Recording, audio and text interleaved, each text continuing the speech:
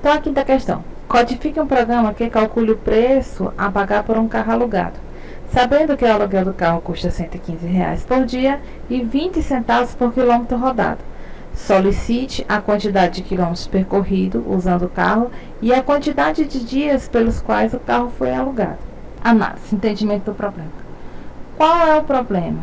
Ele quer calcular o preço a pagar por um carro alugado, certo? Cálculo do preço a pagar.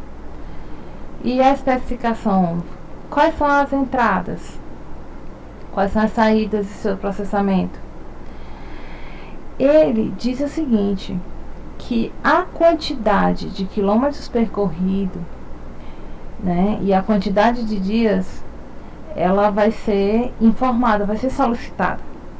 Então, a entrada de dado é justamente a quantidade de quilômetros percorridos, a distância percorrida, e a quantidade de dias. E aí ele vai gerar a saída a partir dessas entradas, né, que é o preço a pagar. Como?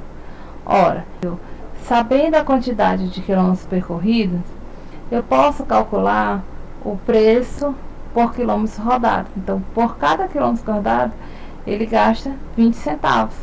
E sabendo a quantidade de dias, eu multiplico 115 pela quantidade de dias, certo? Porque a questão do processamento aqui é o seguinte, o carro, ele custa 115 por dia, então eu tenho que saber quantos dias ele passou com o carro, para me fazer 115 vezes essa quantidade de dias.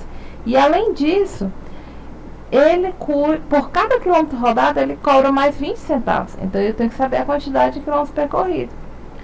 Aí então o cálculo é 115 vezes a quantidade de dias mais 0,20 vezes a quantidade de quilômetros percorridos.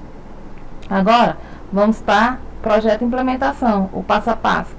Ler a quilometragem, quantos quilômetros ele percorreu, depois ler quantos dias ele passou com o carro alugado e aí calcula o preço, né? Depois que eu tenho essas duas entradas, eu formulo o cálculo do preço, essa expressão.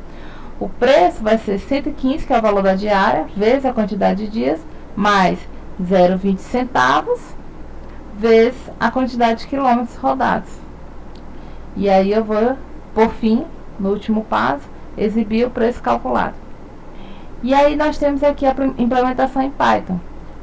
Ele pede a quantidade de quilômetros percorridos, depois a quantidade de dias, e aí ele calcula o preço, 115 vezes dias mais 0,20 vezes quilômetro, e imprime o preço.